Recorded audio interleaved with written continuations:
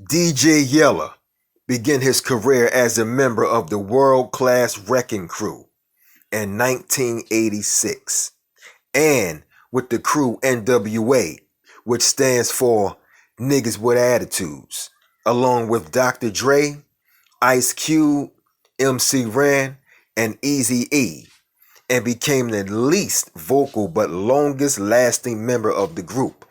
Viewers, check out this exclusive interview with DJ Yella from the legendary group NWA.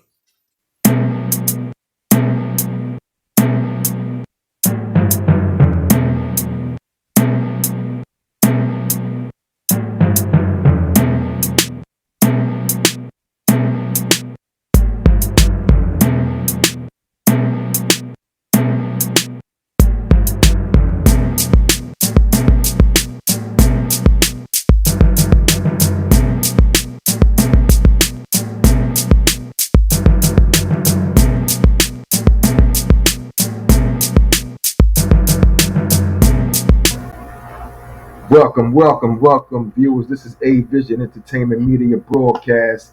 We are live every Thursday night. Xfinity, Comcast, Roku, Verizon Fios. You can catch us there. Right now, we have a special guest. Right now, this man is a legend. He was with the group NWA. They tore the house down when they came in the rap industry. This man is DJ Yella. He's a DJ, a rapper, record producer, a film director from Los Angeles, California. This man worked on and helped produce 3 studio albums, 1 EP with NWA, and 1 solo album in 1996.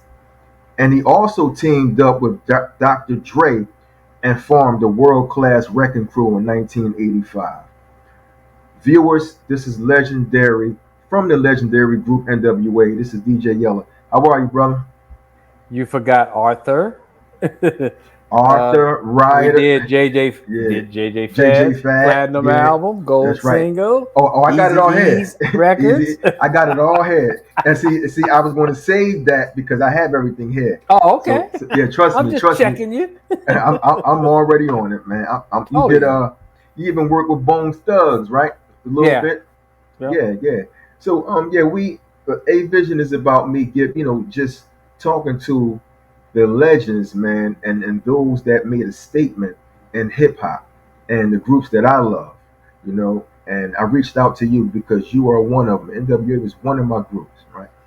And can you give me the history or how the group formed and came together? Which, the NWA or NWA? Well, me and Dre was already in the Wrecking Crew. Okay. For a few years. I was actually in the Wrecking Crew even before Dre, DJing and stuff. So when we got towards the end of our time with the Wrecking Crew, we had just recorded, which was the best song, Turn Off the Lights with Michelle A. We recorded it, but we never performed it. We never did no shows on it. That's when Dre had already knew E, and he made the song Boys in the Hood. Right about the same time or just right after we released it. And then I remember him asking me, say, hey, I'm starting this group, NWA, and this, I said, because I was working at the time. We wasn't making no money in the Wrecking Crew. Yeah. Only doing shows, but no other money. So I had to get a little job for 3 months. But he asked me, I said, all right, I'm good. I'm gone. I'm with you. So we left the Wrecking Crew, and that's when Ruthless started. Wow, Ruthless Records. And you said right after the Wrecking Crew, he worked with Eazy-E, right? Yeah, because he knew E from his old neighborhood already. He knew him already. And, the song Boys in the Hood was meant for an East Coast group, but they didn't like the style or the lyrics or whatever it was of the song at that time. So Dre had E do the verse and do the song. And that's from there's history. Now, it was meant for somebody else. Q wrote the song, but it was meant for a call. I forgot the name of the group, but they was from the East Coast. They was from New York. Wow, so it wasn't even meant for him. No. Wow. Because he's not a rapper. He's not a natural rapper. He never was a natural rapper. So That's that's what why I it took so long to work in the studio with him, because he had to do line by line. line. Yeah, yeah, yeah. But he wasn't. He couldn't battle rap. He couldn't do none of that. Nah. That But was my he had. next question. Yeah, he had the sound. The He had the voice. look. Yeah, He just yeah, had that yeah. look, and everything clicked. That's what happened. Everything was in perfect timing. Wow. Did it really go the way when he was in the studio trying to say the verse? Did it really go that way where he really couldn't say it right? Oh Like no, how no, was no. it? That's how we did in the studio recording his verses. Yeah. Me and Dre take turns. Okay, this song Dre recorded. Next song I record him or something. It just we hated doing that because we would literally put some white tape across the whole board. Every time we had to pause him and stop, we put a mark. By the time you get to the end of the song, the whole paper is marked up with punch-ins. Because Wow. if you got a whole line, most of the time we went recording him almost line by line. Okay. Okay. Almost line by line. And so it took patience. Mm. But look what came out of it. It can't be a platinum album, a triple platinum, Yeah. album dealing with that. Yep, Oh that's yeah. dope, man. Now I wanted to know, I'm gonna just go back a little. How old were you when you first got into rap? Because the Wrecking Crew wasn't rapping. Y'all was like singers then, right? No, we didn't sing. We was rapping, but it was just because the beats was fast. That Okay. Planet Rock kind of beats, 128 BPMs. So it was just Okay. fast, and our style was catering to the women, not to the Yeah. fellas. It was It's to to the the women. women. It Yeah. was all about the women. That's why we made the slow song. Mhm. But it was rap, and I was had to be 20, somewhere around. I remember that because I couldn't get into a real The nightclub club. at night because I Yeah. had to be 21. So yeah, I know I was 20, at Wow. least Wow. 20.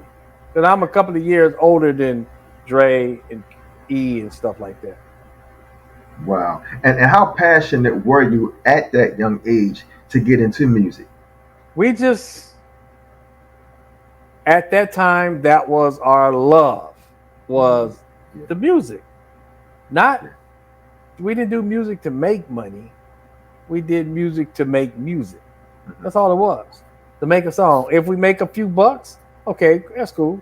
But our passion was music. It was the love of music at that time. Mhm. And living in Compton, and just like here in Philly, living in Compton, you have some poverty areas and things like that. And I know when when your crew was coming up, when everybody was coming up together, um, who was your biggest inspiration as far as a rapper to make you guys be like, I want to do that. This is what I want. And was it for to get away from the environment, or you just wanted to have fun with the music? I asked the second part first. The Okay. music was just music. We just did the music. We didn't think of like a master plan. Oh, this is going to get us out the Okay. ghetto. Okay. Okay. We never, Okay. never was. We never thought of a gold record. That was unheard of to us. Wow. Wow. And we just did our music. And think about it, back then, there was no social media. So Yeah. Yeah. It if wasn't. you didn't see the rappers, you might have heard a couple of songs.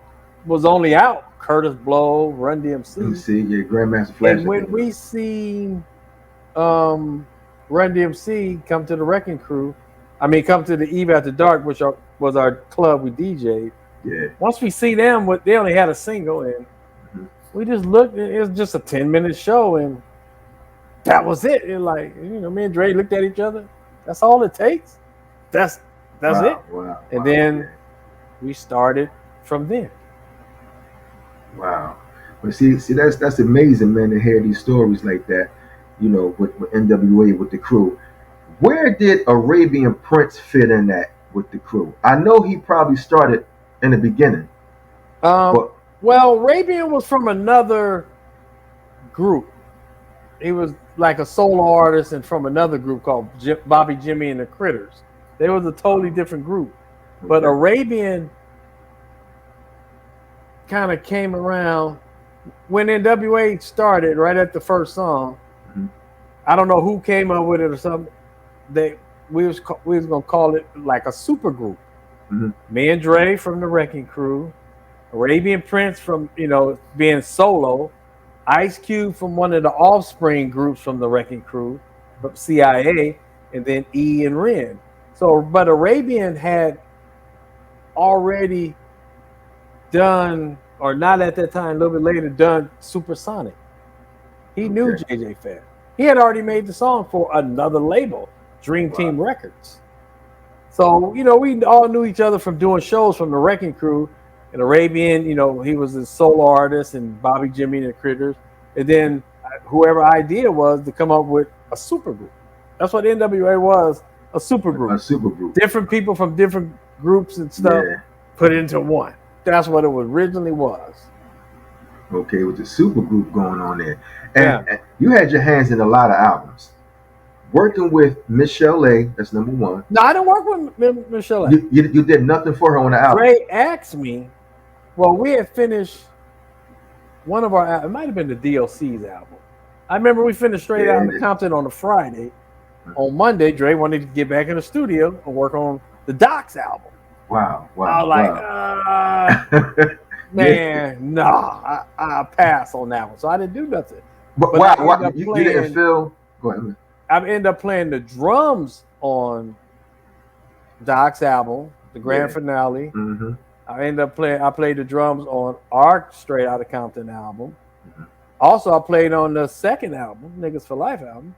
And I played on E's album, the drums. Yeah, you did. Yeah, I mean, it's so funny. We was making stuff so fast.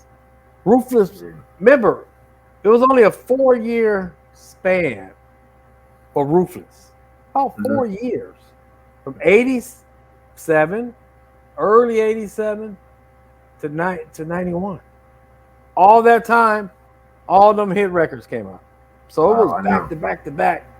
Everything was just everything we threw out was gold, platinum. We had the touch. We was the next Motown.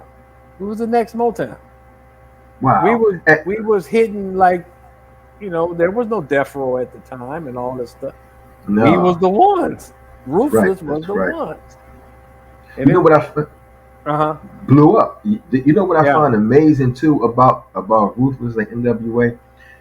You guys come from California, right? Yeah. The music y'all made sound like East Coast, New York. I mean, New York, Philly, all this stuff. And it's amazing that you guys blew up like that. And we love listening to your music, man. Yeah, it's Philly, so crazy. I didn't know the East Coast really liked us. Philly, but New York definitely didn't. They didn't feel you? They didn't like us, but we were the first ones to get into New York from the West Coast. Nobody else, New Yorkers didn't like nobody, nothing but themselves. That's just how it was. Wow, but we somehow got through that door. Because I remember our tour in '89, we did a show with Public Enemy, hooked up on us on a couple of shows, and it was in Philly. Yeah, I was there. I saw that show. At the Spectrum. I was there. Yeah. I was there. But Philadelphia loved us. See, but Too Short was on our show. Yeah, he was. They didn't like Too Short. They booed him. They booed him off the stage. Yeah. They threw stuff at him too, man. But he kept doing his show. That's right. He kept doing the show. But we got into New York. We were the first West Coast group to get into New York. They just now I'm hearing stories that do podcasts and all this from East Coast guys. They would say, they loved us, but they didn't tell. Wow. They kept it quiet. Yeah. Wow, man. That's really amazing. I'm telling you, man. And working with JJ Fad, because you also worked on that album. How was that working with them? With the Supersonic and all their other hits. It's so funny. I did not like Supersonic. I hated Supersonic. It was just like, man, this corny song. Yeah, but you hear it more and more, and then it finally grew on you. But people don't realize that was Ruthless' first gold single, first gold album. That was Ruthless' first gold with record. JJ Fad, the first gold record. Even though Boys in the Hood and a couple of singles came out first, They were the first gold records. Well, I didn't know that. Yeah. I didn't know that they was the first gold record. And then when it was time to do their second album, this was a couple of years, and E went to Dre. Dre didn't feel like doing it, so he came to me. I'm like, huh? What? So he wanted me to do the album, but the problem was it was too much time in between the albums. They had to come out 6 months after the first original one. This was like 2 years. Oh wow! It was a big gap in between. It was over. Wow! You know, they waited. It took too long. It wasn't they waited. It waited too long to do an album, and that's what killed it. How long did it take? Because Easy really wasn't a rapper. How long did it take to make Easy Does It? You know something? If you look at Easy Does It and Straight Outta Compton, a lot of the songs on there we pulled off of singles already, off of the 12 inches. Oh wow! Okay. Quite a few of them. Wow. So that's why it didn't take us as long. Yeah. Because Straight Outta Compton, half of them songs was already off of singles. Like Compton in the House, that was on a single already. We just made a remix of it. Yeah. Quite a few songs we made remixes, but they were the same. And I looked at it, I'm like, that was a single. That was off the B-side. We just pulled stuff off the B-side. so was a few that I didn't know that. Yeah. You pulled some off That's the B-side. how it was. Yeah, like Easy's album. Quite a few was B-sides. Boys in the Hood was already made, so we put a remix version on it. Dope Man was already made, we put a remix. You know, we just did change up. I don't think Dope Man was on here, but there was a few songs that already was out already. How about Express Yourself? That was a new one. That was a new one. Okay. Yeah, that was okay. I mean, you think about it, that was Dre only rapped on. Well, he rapped on that one, the solo. That was the only solo one he did on that album. And then Grand Finale, he rapped the verse. And then Compton in the House, him and Ren. He didn't rap too much because Cube was there. When we got to the second album, Cube wasn't there. So Dre had to step up. He had to step it up. And fill in the rapping. Now, did Cube write a lot of everybody verses? And did he actually do the whole DOC album? Did he write that? I don't know where you got your information from. No, I'm just asking. You what you doing? You mixing it up. Okay. DOC was the writer. Wow. Okay. Cube wrote the early stuff for E. Okay, most of the early stuff and some of more of the earlier songs. Okay. When the DOC came around, you can hear it on Easy's Does It. The style, We Want Easy, Still Talking, you hear the style is different than was DOC's writing. I didn't pay no attention. It's a different style. Listen to Boys in the Hood or 8 Ball and then listen to We Want Easy. It's a flow. And matter of fact, when the DOC wrote for E can say his verses longer. He could, we don't have to do line by line. We could do a couple of lines. He could just flow them. The DOC wrote a lot. Q wrote a lot of the earlier stuff. Like NWA album and things like that. Yeah. But I didn't know. I just found out just 2 years ago that Ren wrote Straight Outta Compton. That's Ren wrote E's part. I did not know that. Oh, right. That's something new. I think he wrote the Police song, his E's verse too. So Cube wrote a lot, but when the DOC came in, DOC just he was writing a lot. He was writing a lot. Like Grand Finale, DOC wrote in the part where DOC's rapping in the beginning of not Grand Finale, Parental Discretion on ours. That was a one take. He did that in one take. The DOC is one of very few that I know that can do verses one takes. One take. No one takes. Wow. Nothing. Because he had a different flow. He just flowed. It was smooth. It was hot. When the Doc came out with No One Can Do It Better. He was the next biggest rapper. As he was. That accident was the night before he was going on a major tour, It happened then. and his voice was gone. But he was going to be the next big solo artist, definitely, because he was killing them. Yeah, because It's Getting Funky just blew up. That thing went everywhere. Yeah. Oh Wow. yeah, he was killing them. Yeah, because I know I was going to ask you. I know you play the drums real well, and you also produce albums, right? On there. Okay, now this is something different. When the time when y'all was on stage rapping, Mm-hmm. did y'all really get locked up when the cops told y'all not to perform? Oh, The you talking about police Detroit? You talking about and Detroit? Detroit. Now, did y'all really go to jail? The movie made it look good. The Okay. police really. We was on stage, and I remember. I don't know who. It was, I guess it was Dre's and Cube's idea to play the police song. That wasn't in the. We didn't play that song no time on the tour. Oh, And I heard that song come on, and I'm looking at Dre like, okay, I guess we playing it. We didn't get through one verse of that song. It was Cube's verse. We didn't even get that far.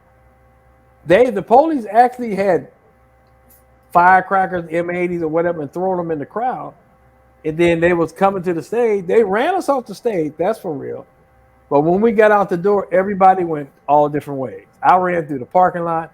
They didn't catch us. They didn't take us to jail either. okay. Y'all never They ended up catching us. We all made it back to the hotel because we was in Detroit. Detroit is right near Canada. So we was going to get on the bus and drive over to Canada. And when we all was finna leave with our luggage in the elevator, these three guys was facing the wall. And when the doors closed, they turned around and had badges. I'm like, wow. they caught us. Wow. And all that commotion, all they did was write us a ticket, a $50 ticket. All of that. Got autographs. Oh, so the movie hyped it up. They made it look good. Yeah, the movie had to make it look good. Yeah, they ran us off the stage. That's for real.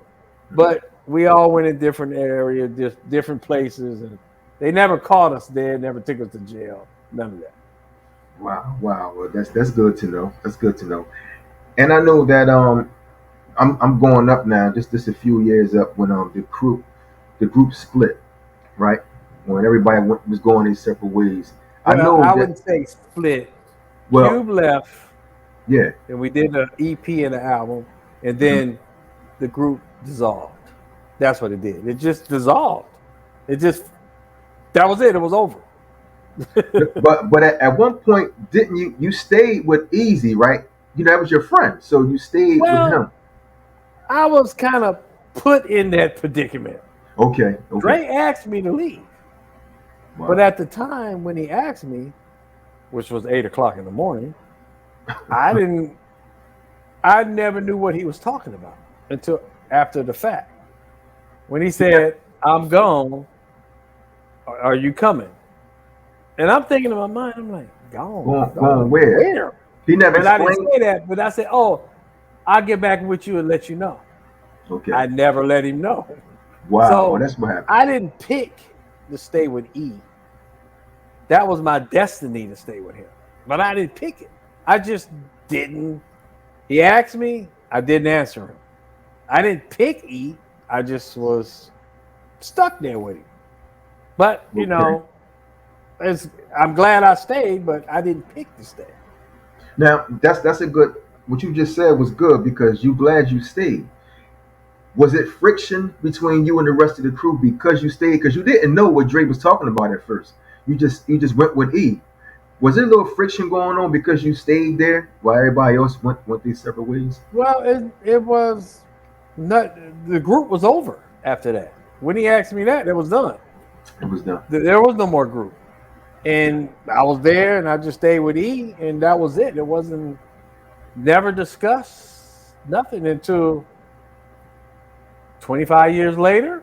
Wow. He asked me about it. Wow. I told him, I just didn't answer. I should have went. I should have went, but I just didn't do anything. So I got kind of caught in the catch-22. That's right. That's right. Catch Dang 22. if I do, dang if I Damn shit don't. don't. That's right. So I ain't That's gonna do right. nothing, and I'm still dang. Wow. Wow. Was there ever a time, man, that you just wanted to quit music because of everything that probably was going on? And did you ever have like a moment where like you were in a dark place where you just wanted to just say, I give up on music. I'm not doing it anymore. No, I know exactly when. Once they put dirt on his grave, that was it. Music was done. That Okay. quick, I never thought about it. I didn't contemplate. I didn't think nothing. I just they pounded the dirt on him And that was it. because I have never seen that. You know, they actually put him in the ground, Yeah. pounded the dirt down for people wouldn't steal his coffin or whatever, Yeah. That's crazy right. stuff. Yeah. Yeah. And right then I was just like, that's it. I'm done with music. I never done music again. Even though I did a solo album, they came back a year later and asked me about a solo album, but that was it. I never done it. No more. And don't regret it. Oh, I hear that. Yeah. Yeah, I know. That crushed the whole crew, man. Like when that happened, because when we heard about it all on the news, it hit Philly hard too. Because Easy Easy was the man. Yeah. You know what I mean? So it hit us. It hit us hard. I know it hit every state, Yeah. everywhere hard. Oh Yeah. yeah. I mean, what it did was when Magic got the AIDS, people didn't panic and didn't they thought about it, but Magic was on a different level as basketball. You don't see Magic around. But I when will. E got it seemed like it was at home. Everybody was like, "Whoa, I better watch myself." Well, I would like to know what Magic is doing because he had that for a long time, and it seemed like it's no difference with It's him. like he don't have it no more. Yeah. So what's I don't know, man. It's the medicines, whatever it is. Quite Oh, sure it's eating and exercise, all that. But some kind of medicines he took, or they experiment or something. I don't know. I have no idea. yeah, man. My father had actually had HIV, Mm-hmm. but that didn't take him out. He died from cancer. Oh wow. Yeah, so the HIV was his levels was kind of great, but Oh when okay. he caught cancer, it just knocked him Yeah. off his feet. Oh yeah. Definitely. Yeah, Oh yeah. yes, yeah. So yeah, Easy man. Yeah, he was the man. He really was, and just moments where tell me about a time, man, where it was you and the crew, man. I know you have a lot of memories about this, but just something unusual or funny that happened on the tour with you guys. I know you got a lot, but just one, just pick out one that you, On tour. yeah, that you can remember. Ah. Ooh. Wow. Yeah, I Wow. know. I don't want to be X-rated here. I already know I mean, that. it's so much. I mean, to this day, if you ask Too Short or the people that was on the tour, they would say that was the best tour because they expected violence on the tour. Yeah, They was really nervous about that. Fights and all. Never had no fights, nothing until that Detroit incident. That was it. It was nothing. the whole time y'all was on tour, The it was. whole tour because it was like work to us. That's right. One day I'd go do the sound check. One day Dre go do the sound check. We both took, we just because it was like set. You do the show, drive a long way to the next show, sleep, get up, sound check. It was like business. 40 shows, Wow. 40 days. It was work, but it was so much. Wow. I don't know. It was a lot. I know. I know you can't. I can't I pick know. one. I know. Well, what I do want to ask you about when you kind of stepped away from rap Mm-hmm. and you got into The movies. the pornographic films and stuff like that. 350 movies later. Yeah, but what made you decide to get into that? Like what? Well, I actually was in E's last 94. He died in early 95. 94, I started doing movies. But I wasn't putting my name in it. So I was kind of like Background. quiet about it. Yeah, yeah, in the back. But Yeah. I jumped into the movies just like making records, Mhm. just like producing an album. It was the same thing. I went in, bought all the equipment, camera equipment, video equipment, and back then it was totally different than nowadays. You could use a phone, That's but right. They're doing all. I took all the pictures, I filmed everything, I edited, I put the music, all that stuff. See, I jumped in as like producing the record. Producers, people don't understand. Producers do everything on the song except rap. Not that they're a rap producer, but they do everything. They put it together, they mix it, they do all it. But the movies was the same way. I was doing 4 and 5 movies a month. Wow. You know, there was 4 and 5 scenes per movie. Oh, so I'm shooting 20 plus scenes, way more than that per month. But I jumped in it not for the girl. No, I jumped in it as business. That's what it was. It was strictly business. Yeah. And that's how I did it. I ended up doing at least 350 movies. At least over 15 years, 350 movies. Wow. Was it on any networks like TV, television, or just like? No, it was back then. It wasn't. Oh yeah, it wasn't like that. It was the video. Everybody, they buy the video. DVDs. The DVDs. First it was VHS, then it went to DVDs. And all that. But it was. I did it for a long time. I mean, it was just like music. The same as music. The same thing. You have to put it together, organize it. Then you got to edit it. That's how I looked at it. Wow. So it was all business. It wasn't nothing personal like that. Just. Oh yeah. Now it did have fringe benefits. Now I ain't gonna lie. Every once in a while. yeah. I can understand. I already know. You know what I mean? Benefits. So another thing I wanted to ask you. You were inducted in the Rock and Roll Hall of Fame. Now it was the whole group, right? Yeah. How was that moment, man? Just being inducted in the Rock and Roll Hall of Fame. I don't know if you ever see. Did you ever see that picture I took a selfie of? I was on stage right after we got the award. Everybody did their speeches. Then I said, "Hey, let's take a selfie." And I took a selfie, 2 pictures.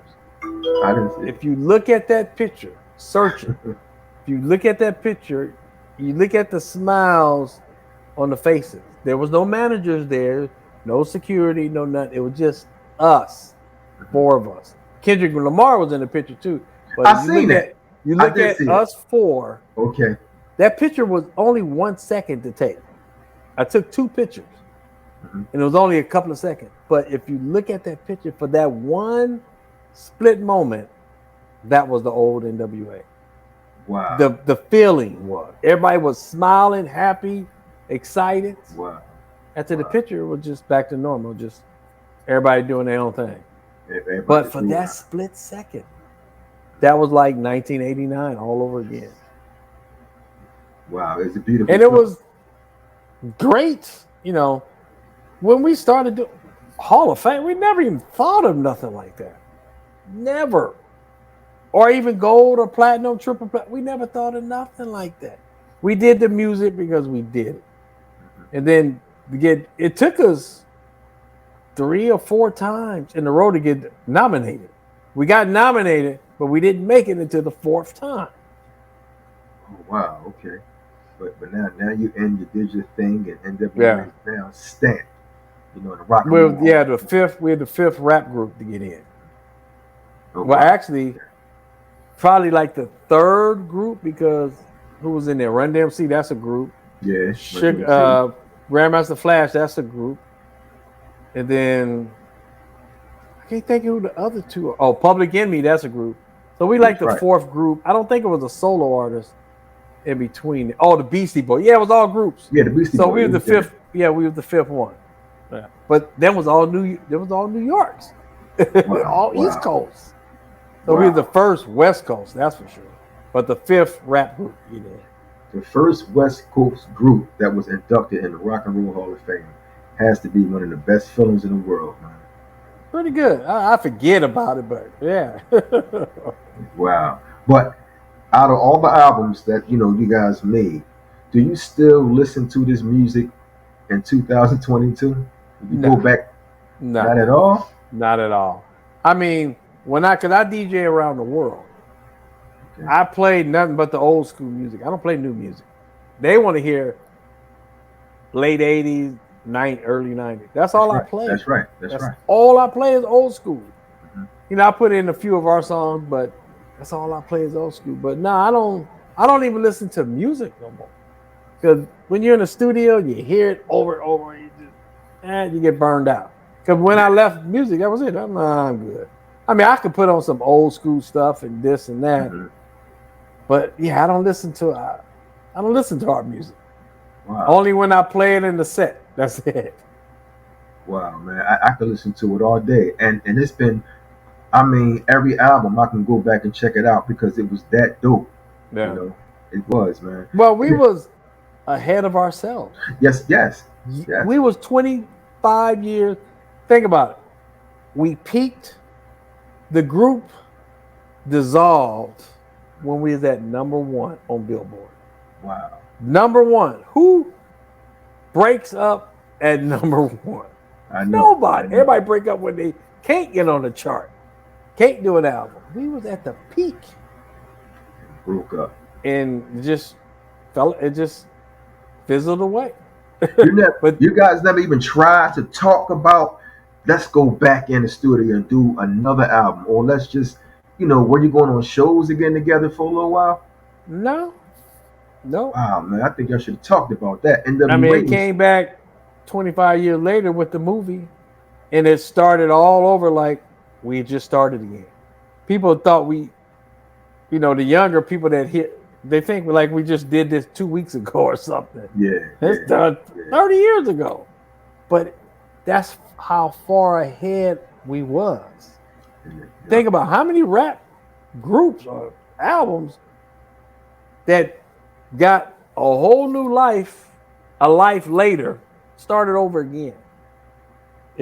I don't know any. I mean, I don't even know if any rock and rollers are. No. It's rare. I mean, that group was blessed back then. We didn't know it, but that group was blessed.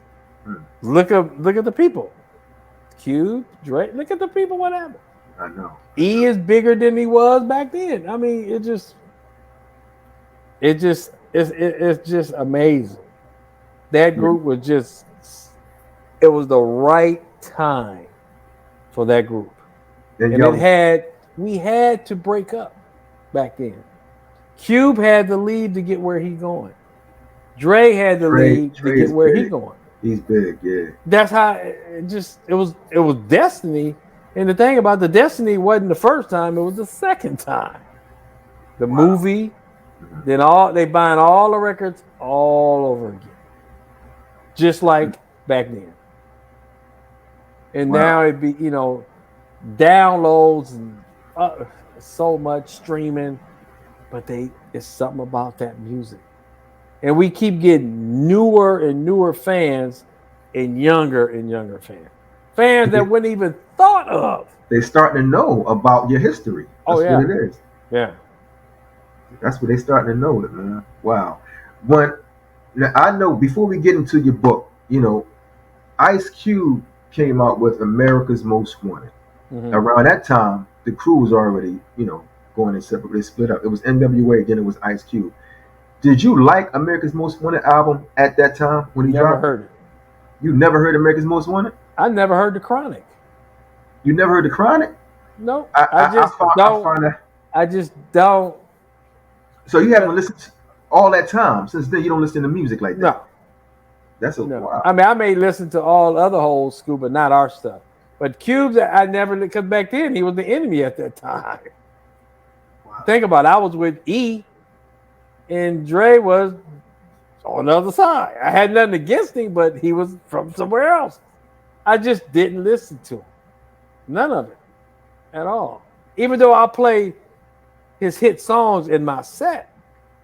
But back then, I wouldn't have been driving listening to the Cube, none of that stuff.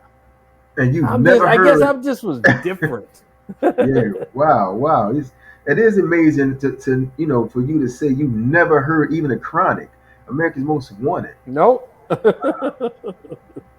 Just like when he came out with the diss song, I only heard it because he played it. Yeah. No Vaseline. And that's what I told him. Just like the movie.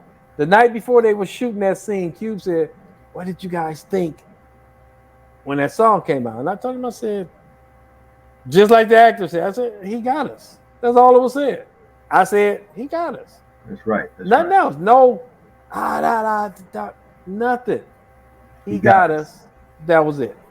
But think about it. He made a whole song about us. We didn't make a song about him. It was a couple of little parts, a little verse here, in a commercial here. That was it. We never dedicated a whole song to him.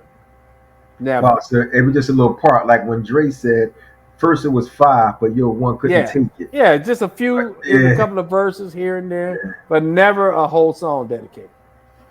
Wow, man, I find that amazing. But that's what you do. You don't listen to that stuff no more. Yeah. So I can understand that.